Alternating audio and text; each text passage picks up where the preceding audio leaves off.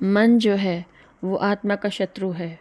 मन नहीं चाहता कि जीव का कल्याण हो, आत्मा का उद्धार हो। मन के चंगुल में जीव अनेक जन्मों से जकड़ा हुआ है।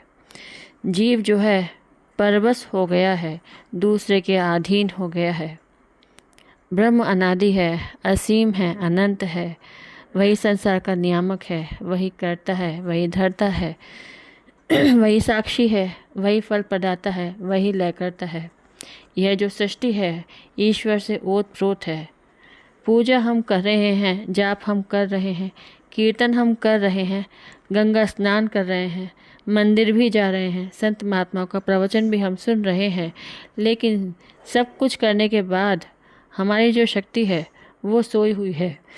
विहंगम योग कहता है कि साधना करो, पूजा करो, भक्ति करो, लेकिन जो तुम्हारी चेतना है वो जगी रहे। तुम्हें ज्ञान होना चाहिए कि तुम क्या हो। विहंगम योग क्या करता है? विहंगम योग हमारी सोई हुई शक्ति को जगा देता है, हमारी चेतना को ओढ़ कर देता है। आपके शरीर के अंदर एक शक्ति ऐसी है जो आपकी अपनी शक्ति है और उस शक्ति का विकास नहीं हो रहा है। उस शक्ति को मन ने पकड़ लिया है, दरवाज़ा बंद है। कैसे आप निकलोगे? तभी हम निकलेंगे जब हमें निकलने का ज्ञान होगा। द्वार जो है वो कई तरह का है। 2 आँख है, 2 कान है, नासिका का 2 छिद्र है, गुदा, लिंग और वाणी है।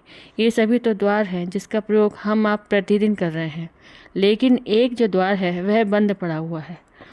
निकलना है उसी द्वार से जिस द्वार से आप आए हैं। कैसे निकलेंगे? द्वार तो बंद है।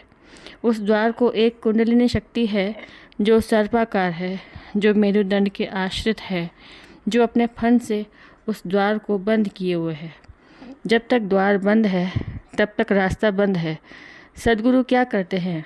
हमारे बंद द्वार को ही खोल देते हैं। और जब तक द्वार बंद है तब तक आपकी जो भक्ति है, आपकी जो साधना है, आपकी जो पूजा है, सब अधूरी है। पूरी तब होगी जब आपका द्वार खुलेगा। तो हमें बंद द्वार को खोलना है, जिसे ऋषियों ने कहा है ब्रह्म द्वार, यानी ब्रह्म का द्वार।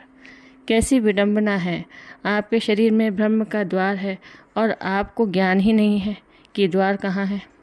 उसी को संतों ने कहा है दशम द्वार। 9 द्वार खुला है, 10वां द्वार बंद है। उसी बंद द्वार को सद्गुरु खोल देते हैं। बोलिए सद्गुरुदेव की जय।